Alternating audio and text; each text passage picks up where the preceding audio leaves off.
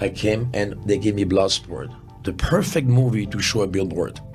Story okay, because they took some, was a good script by the way, but they took some away from, you know? Yeah. In the golden age of action cinema, the era of slow-motion explosions, high-kicking heroes, and stoic vigilantes, two names ruled the shelves of every video rental store: Jean-Claude Van Damme and Steven Seagal. They were gods of martial arts and film, larger-than-life icons who embodied very different styles. Van Damme was all heart, grace, and spinning fury, trained in ballet, shaped by kickboxing, and driven by real-world tournament experience. Seagal, on the other hand, moved like smoke, deadly, grounded, and mysterious. A master of Aikido, he exuded calm, danger, and an air of untouchability. Together, they painted martial arts cinema with opposite brushstrokes. Yet, while fans argued over who would win in a fight, behind the scenes, a far more personal war had already begun. A silent war. For decades, the world speculated about the feud between these titans. The silence between them was deafening. No joint interviews, no co-starred films, not even casual red carpet interactions. Something was clearly brewing. While Van Damme launched a streak of hits, Bloodsport,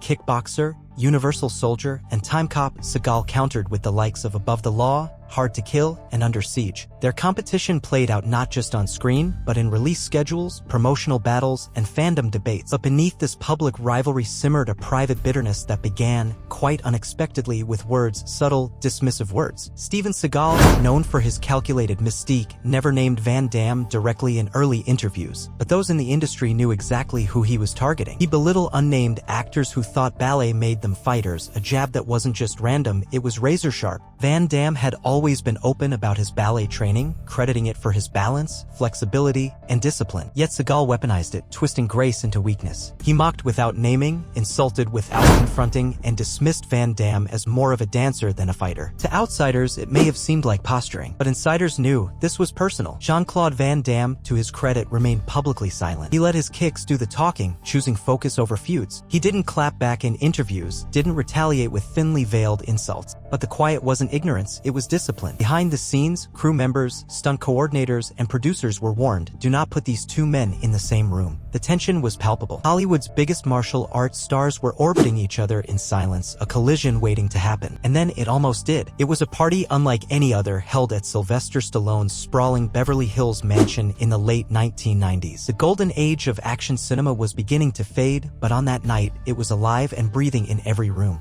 The guest list read like a dream cast of the ultimate action movie. Arnold Schwarzenegger, Bruce Willis, Dolph Lundgren, Wesley Snipes, even Michael Jai White. The air buzzed with testosterone, bravado, and the unspoken competition that always lingered between alpha performers in a fading genre. Stallone, ever the gracious host and Hollywood diplomat, intended it to be a celebration of action cinema's legacy, a toast to the men who turned explosions and fists into box office gold. But for two guests, it was far more than cocktails and reminiscing. Jean-Claude Van Damme and Steven Seagal were finally in the same place, at the same time, surrounded by their peers and rivals. The atmosphere, though festive on the surface, began to shift as soon as they entered the same room. Crew members, bodyguards, and insiders familiar with the years of brewing tension subtly took note and quietly watched from the corners. As the night wore on, Seagal slipped into familiar habits, boasting about his martial arts exploits and making veiled jabs about actors who confuse ballet with combat. His tone was smug, and his audience, while polite, was uneasy. He may have expected Van Damme to be out of earshot, or perhaps he didn't care anymore. But this time, Van Damme was within striking distance, and he'd had enough. Witnesses described a surreal silence falling over the room as Van Damme stood up and locked eyes with Seagal. The party chatter faded. Music, laughter, and glasses clinking all stopped like a needle scratching off a vinyl record. Van Damme didn't raise his voice. He didn't threaten. He simply said, "Let's go outside." It was the moment everyone had talked about for years, the one that had existed only in fantasies and fan forums. But this time, it was real. No cameras, no scripts, just two men, standing in front of legends, deciding whether decades of silent war would finally erupt into combat. The confrontation didn't erupt in chaos. It built slowly, like a storm cloud swelling over the horizon. As the drinks flowed and stories were swapped, Seagal, true to form, began making more of a subtle dig. He questioned Van Damme's legitimacy as a fighter, once again mocking his background. But this time, Van Damme heard him, face to face. There were no cameras, no microphones, just the two men, the tension, and a room full of stars watching. Van Damme, fueled by years of restraint and rising anger, stood up. He didn't raise his voice. He didn't posture. He simply said what any real martial artist would. let's go outside. It wasn't bravado, it was a challenge rooted in principle. The room froze. Seagal laughed it off, dismissing Van Damme as if the moment wasn't real. But Van Damme pressed again. And again, Seagal declined. He left the party instead. But Van Damme wasn't finished. Later that evening, the two ran into each other again, this time at a nightclub. Once more, Van Damme issued the challenge. And once more, Seagal backed away. Twice, in one night, the man who had spent years crafting a reputation as Hollywood's most dangerous martial artist refused to throw down. The industry noticed. The myth of Seagal's invincibility began to flicker. Years later, Stallone himself confirmed the story, calling it one of the most intense confrontations he'd ever witnessed. His words were simple. Van Damme was too strong. Seagal didn't want that fight. That quiet confirmation from an industry titan solidified the tale into legend. But the saga was far from over. In the early 2000s, the rivalry seemed to fade from public view, but behind closed doors, it was still alive. Then came the shocker. A revelation dropped not in a blockbuster interview,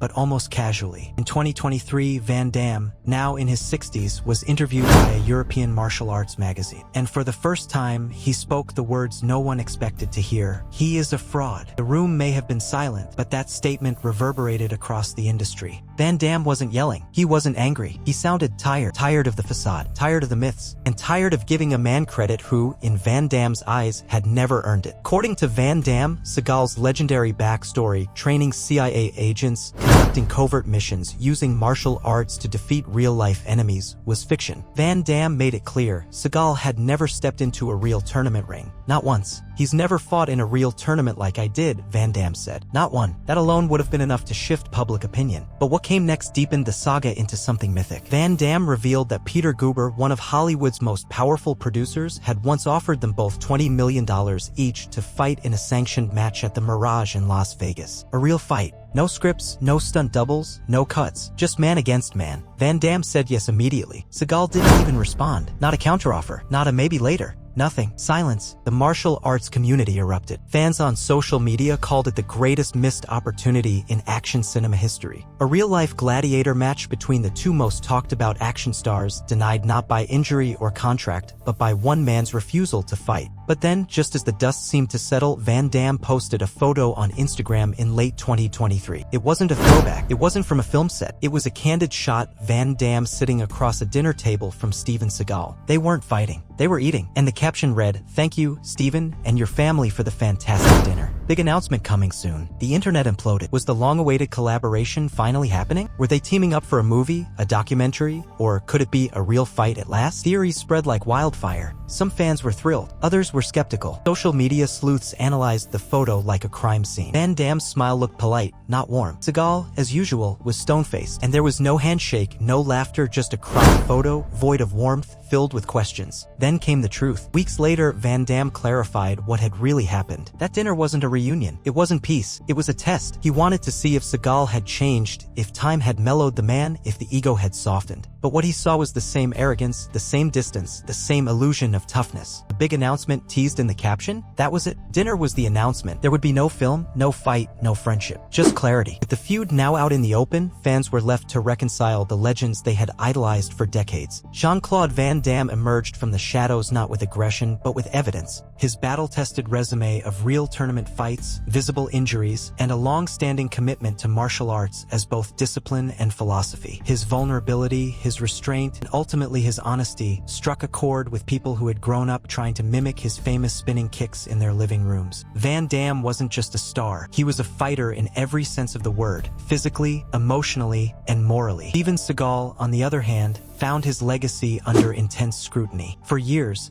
his persona had been wrapped in mystery, tales of training CIA operatives, breaking arms in shadowy alleys, and dispatching real-world enemies with silent efficiency. In the harsh light of truth, many of those stories began to unravel. The martial arts community started asking louder, more direct questions. If he had truly been that deadly, that accomplished in real combat, why not prove it, once and for all? Why the silence, the evasion, the refusal to step into a ring, especially when $20 million was on the table? Clips from Seagal's old interviews, once considered captivating, were now being dissected like crime scene evidence. That slow, deliberate tone he used while claiming to have trained CIA operatives, fought real-life criminals in Tokyo, or advised foreign governments suddenly didn't carry the same gravitas. Instead, they felt strangely performative. Reddit threads and YouTube comments comment sections exploded with timestamps and fact checks. Martial artists chimed in, offering technical breakdowns of Seagal's Aikido moves compared to the competitive disciplines Van Damme had mastered. One thread, titled Seagal, Master or Myth, went viral, with users unearthing inconsistencies in Seagal's background and contrasting them with Van Damme's tournament records and documented training footage. It wasn't just online forums doing the digging. Media outlets, martial arts magazines, and even podcasts began reassessing Seagal's legacy. He had long relied on mystique, often embellishing his image with tales that couldn't be verified but were rarely challenged. Back in the 90s, questioning Seagal was almost taboo. He was too enigmatic, too intimidating. But times had changed. With Van Damme's calm yet piercing takedown of Seagal's narrative, the industry now had a permission slip to speak openly, and many took it. Meanwhile, Van Damme's history stood up to scrutiny. Footage of him competing in full-contact tournaments in Europe resurfaced, showing a younger,